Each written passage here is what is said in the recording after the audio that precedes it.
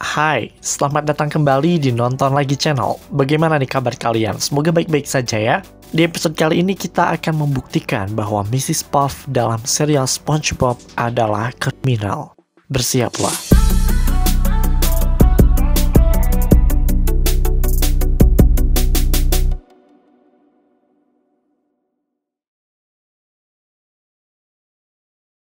Teori yang satu ini datang dari Alex Bell. YouTuber satu ini benar-benar hebat dalam mengupas semua hal-hal yang tersembunyi dalam serial SpongeBob. Termasuk salah satu teori terbaiknya adalah The Television Theory. Pokoknya kalian wajib banget buat cek videonya dan subscribe channel YouTube Alex Bell sekarang juga. Link ada di kolom deskripsi. So, seperti yang telah kita ketahui bersama, SpongeBob SquarePants adalah serial animasi yang dipenuhi oleh humor-humor yang abstrak dan lelucon yang kadang terasa aneh. Tak jarang, animasi satu ini menyelipkan hal-hal yang sebenarnya kurang relate sama anak-anak. Misalnya ketika SpongeBob dan Mr. Krabs membuat rencana untuk membunuh seseorang dan masih banyak lagi. Scene seperti itu seolah-olah mengisyaratkan bahwa ada sesuatu yang harus digali dari karakter-karakter yang terlibat. Pada episode kali ini, kita akan membahas Mrs. Puff.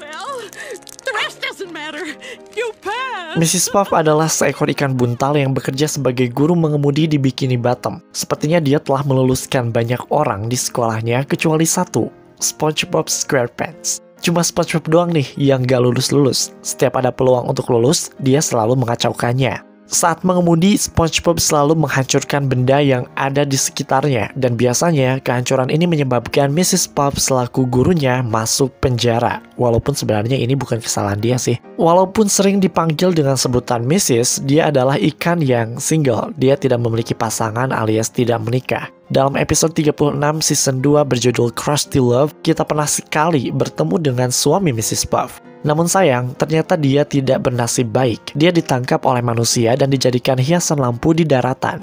Oke, hal-hal seperti itu kayak aneh sih, dark gitu ya nggak sih? Scene ini juga seperti mengisyaratkan bahwa Mr. Puff juga memiliki backstory-nya sendiri. Oke, tanpa panjang lebar, mari kita langsung masuk ke teorinya yang membuktikan bahwa Mrs. Puff adalah 100% sakit dan kriminal. Tapi sebelum itu, seperti biasa jangan lupa untuk like, share, dan komen jika kalian suka video ini. Tekan tombol subscribe dan aktifkan notifikasi loncengnya supaya kalian tidak pernah ketinggalan video-video terbaru dari kami. Dan sebagai bentuk dukungan kalian terhadap berkembangnya channel ini. Oke, ini dia teori film lainnya, episode Mrs. Puff Terrifying Reality Revealed.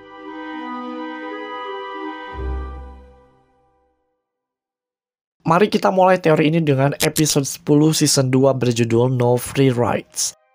Di episode ini kita mendapatkan petunjuk yang sangat besar mengenai siapa Mrs. Puff sebenarnya. Episode ini menceritakan tentang Mrs. Puff yang meluluskan SpongeBob dan memberinya surat atau kartu untuk mengemudi. Sebenarnya, SpongeBob belum berhak mendapatkan surat mengemudi itu. Cuma karena emang Mrs. Puff udah gedek banget, udah kesel banget nih sama SpongeBob, akhirnya dia diluluskan dengan modus adanya nilai tambahan dari sebuah tes tulis. Keputusan untuk meluluskan SpongeBob membuat Mrs. Puff overthinking. Dia berpikir bahwa SpongeBob akan merusak kota dan membahayakan banyak orang. Nanti yang akan disalahkan ya siapa lagi kalau bukan Mrs. Puff, karena dialah satu-satunya orang yang memberi SpongeBob surat izin mengemudi. Oleh sebab itu, Mrs. Puff melakukan segala cara supaya SpongeBob tidak mengemudi ke jalanan.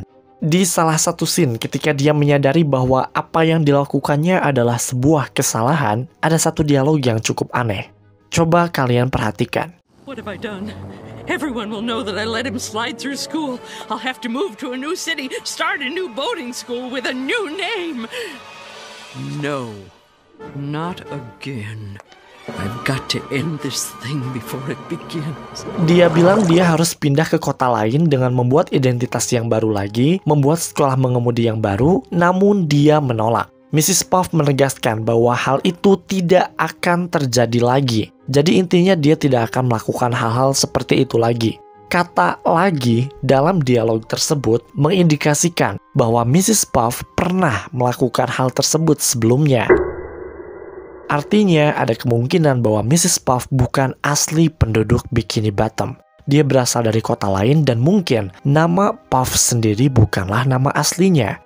Ada perdebatan mengenai dialog membuat nama baru. Membuat nama baru itu merujuk pada apa gitu? Merujuk pada dirinya sendiri atau nama sekolahnya? Tapi banyak orang yang percaya dialog nama baru itu merujuk pada dirinya sendiri. Soalnya ini berkaitan dengan pelang sekolahnya. Dia tidak akan mencantumkan nama aslinya di pelang sekolah jika ada sesuatu yang mengejarnya dari masa lalu. Namun Mrs. Puff tetap mencantumkan namanya di pelang sekolah karena Puff itu ya bukan nama aslinya. Jadi sesuatu yang dari masa lalu itu nggak tahu keberadaan si Mrs. Puff ini. Dari sini kita mendapatkan data-data atau mungkin asumsi yang cukup penting. Pertama, Mrs. Puff berasal dari kota lain, bukan asli penduduk Bikini Bottom. Kedua, nama Puff bukanlah nama aslinya. Dan ketiga, Mrs. Puff mungkin sebelumnya memiliki sekolah lain.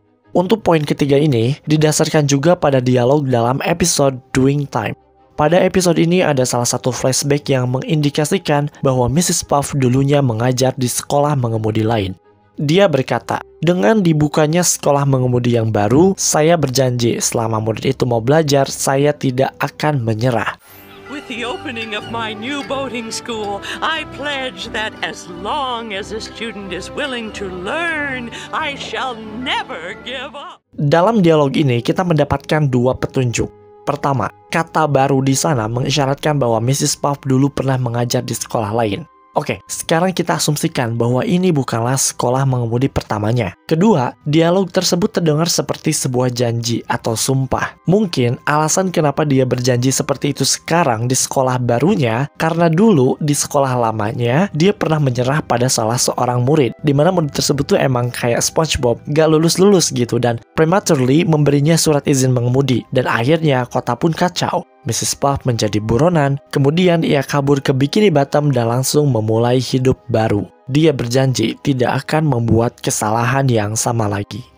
Sekarang mari kita analisis episode terbaru dari SpongeBob berjudul Lighthouse Louie. Episode yang ada dalam season 12 ini menceritakan tentang SpongeBob yang harus membersihkan dan membereskan mercusuar yang ada di sekolah mengemudi. Di sana ternyata terdapat banyak barang-barang yang cukup penting. Tapi ada salah satu barang yang cukup menarik perhatian, yaitu sebuah map atau file yang diberi nama Mrs. Puff. Ini aneh loh guys. Biasanya, seorang guru itu memiliki file atau data-data murid didikannya, dan itu wajar gitu. Tapi ini, dia memiliki filenya sendiri atas nama Mrs. Puff. Itu buat apa coba? Tapi jangan lupa, dia bukanlah Mrs. Puff, dan file tersebut mungkin adalah data-data dari Mrs. Puff yang asli. Tapi, file tersebut bukanlah benda yang paling menarik. Ada benda lain yang cukup bikin merinding. Dalam salah satu scene ketika SpongeBob menelan semua benda-benda yang ada di mercusuar untuk dibersihkan, kita diperlihatkan banyak benda di sana. Salah satunya adalah koran ini. Di sana dengan jelas tertulis, "The range boat teachers makes getaway," yang kurang lebih dapat diartikan, guru mengemudi yang gila melarikan diri. Maksudnya apa coba? Kenapa Mrs. Puff dibilang gila? Kenapa juga disebut melarikan diri? Mungkin koran ini yang membuktikan bahwa Mrs. Puff dulunya memang guru mengemudi yang menjadi buron karena telah meluluskan siswanya yang seharusnya tidak lulus. Menariknya adalah, dari koran tersebut kita tidak hanya mendapatkan satu informasi saja, tapi ada beberapa informasi tambahan. Misalnya, koran ini bernama New Kelp Post. Kita nyari-nyari nih, New Kelp Post ini dari mana? Dan akhirnya, kita menemukan sebuah kota di universe SpongeBob bernama New Kelp City. New Kelp City pertama kali diperlihatkan dalam episode Whatever Happened to SpongeBob. Ingat gak? Episode tersebut nyeritain SpongeBob yang jadi wali kota itu loh. Coba kalian search sendiri. Nah, besar kemungkinan New Kelp Post ini berasal dari New Kelp City. Artinya, Mrs. Puff aslinya berasal dari kota metropolis New Kelp City. Tidak hanya itu, dalam koran tersebut juga dituliskan sebuah caption, "Distract authorities with balloon animals," yang kurang lebih artinya mengalihkan perhatian pihak berwajib dengan balon berbentuk binatang. Oke, kita nggak tahu mengalihkan perhatian terhadap apa, tapi mungkin ini berkaitan dengan hukum ya, karena ngomongin pihak berwajib segala. Dan jika kalian ingat, membuat balon berbentuk binatang ternyata memang salah satu keahlian Mrs. Puff. Coba perhatikan potongan klip ini.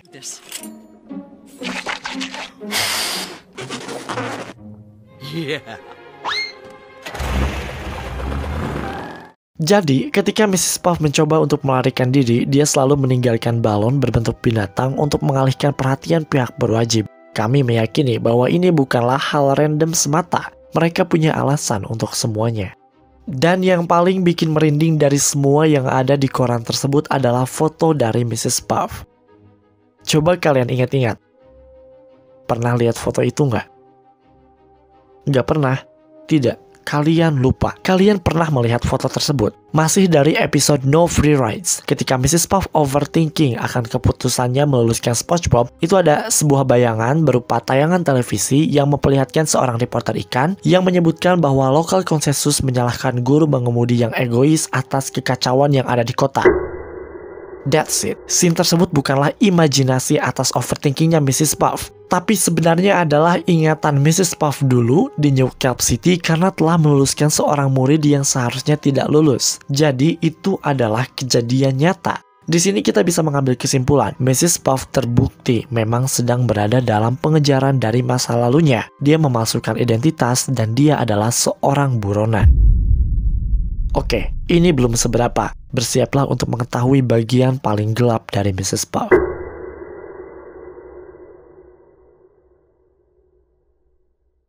Jadi, dalam beberapa episode, kita sering melihat Mrs. Puff menunjukkan perilaku yang tidak wajar bagi seorang guru. Misalnya di episode Krusty Love, dia tiba-tiba berimajinasi membayangkan dirinya sedang mengemudi ketika bertemu dengan SpongeBob. Di sini dia terlihat memiliki trauma yang cukup dalam terhadap SpongeBob. Mungkin ini hanyalah lelucon semata, tapi hal ini justru membawa kita untuk mengetahui kondisi yang sebenarnya pada Mrs. Puff. Kondisi seperti ini lumrah dikenal dengan sebutan PTSD atau Post Traumatic Stress Disorder, yang dalam bahasa Indonesia berarti gangguan stres pasca trauma. PTSD merupakan gangguan kejiwaan yang terjadi pada seseorang di mana ia mengalami atau menyaksikan peristiwa yang traumatis. Dalam hal ini, Mrs. Puff mengalami PTSD disebabkan karena ia mengalami serangkaian kecelakaan ketika mengajar SpongeBob. Gejala yang timbul biasanya berupa halusinasi, mimpi buruk, dan semacamnya. Percaya atau tidak, Mrs. Puff sepertinya lebih dari sekedar mengidap PTSD dan dia sangat-sangat delusional. Tidak ada episode yang lebih baik untuk menjelaskan hal ini selain episode Doing Time. Beberapa adegan dalam episode ini cenderung membingungkan apakah itu kejadian nyata atau hanya terjadi dalam kepalanya Mrs. Puff. Episode ini menceritakan tentang perjuangan SpongeBob dan Patrick untuk membebaskan Mrs. Puff dari penjara. Lagi-lagi dia dipenjara karena SpongeBob yang mengemudi ugal-ugalan ketika pembelajaran. Ternyata ia lebih memilih untuk dipenjara daripada harus menjadi guru untuk SpongeBob. Beberapa adegan diperlihatkan SpongeBob dan Patrick muncul dari tempat-tempat yang tidak wajar, seperti sup, ikan, hingga tempat percetakan. Fan teoris menganggap bahwa Mrs. Puff completely gangguan jiwa. Dia bahkan melihat hal-hal yang sebenarnya tidak wajar. SpongeBob dan Patrick yang datang ke penjara itu diyakini hanya imajinasi dari Mrs. Puff saja. Ingat endingnya? Di sana kita melihat Mrs. Puff dipindahkan ke sebuah ruang isolasi yang dindingnya terbuat dari sponge, dan dinding tersebut berubah menjadi wajah SpongeBob. Episode ini pun diakhiri dengan ending yang sangat aneh dan membingungkan. Mrs. Puff kembali ke kejadian awal, namun ada sedikit perbedaan. Awalnya kan Mrs. Puff yang dipenjara, namun di ending justru SpongeBob yang dipenjara. Mrs. Puff bahkan sempat bilang gak nyangka bahwa semua itu hanya mimpi, dan ia tidak dipenjara. Tiba-tiba ada polisi yang mengatakan, "Why would you go to jail? You already did your time." Dalam bahasa Indonesia dapat diartikan, kenapa kamu harus ke penjara? Kamu kan sudah melakukannya. Dan tiba-tiba dia kembali lagi ke kejadian awal. Jadi kayak ada semacam time loop gitu. So, apa yang sebenarnya terjadi di ending episode ini? Apakah semuanya hanya imajinasi Mrs. Puff dan hanya terjadi dalam kepalanya? Sepertinya, semua kejadian yang ada di episode ini memang hanya imajinasi Mrs. Puff. Dia sebenarnya nggak di penjara, dia benar-benar berada di dunia luar, namun dia membayangkan dirinya berada di dalam penjara. Jadi simbolis gitu guys. Badannya emang bebas gitu, tapi pikirannya justru terkekang, masih di penjara gitu, kayak otak-otak mahasiswa ya. Coba kalian perhatikan dialog yang tadi. Polisi itu berkata, kenapa harus ke penjara? Kamu sudah melakukannya. Dan seketika itu, kostumnya berubah menjadi baju tahanan, strip hitam putih. Dia di penjara walaupun tubuh fisiknya ada di luar. Kenapa hal ini bisa terjadi? Ya, lagi-lagi karena SpongeBob. Bagi Mrs. Puff, mengajari SpongeBob itu mungkin rasanya seperti di penjara. Dia tidak bisa lepas dari sponge kuning yang kocak itu. Makanya dia selalu berhalusinasi atau berimajinasi. Ini mungkin juga disebabkan karena efek dari PTSD tadi. Kasian juga ya. Episode lain yang semakin menguatkan Mrs. Puff adalah sosok yang delusional adalah episode ketika SpongeBob mengadakan pesta di rumahnya. Di sana terlihat semua orang sedang berbincang satu sama lain, ngobrol asik gitu kan. Tapi lihat deh, Mrs. Puff justru duduk sendirian, ngobrol sama es yang bentuknya seperti SpongeBob. Ini sudah menjelaskan dan membuktikan bahwa Mrs. Puff memang sedang sakit.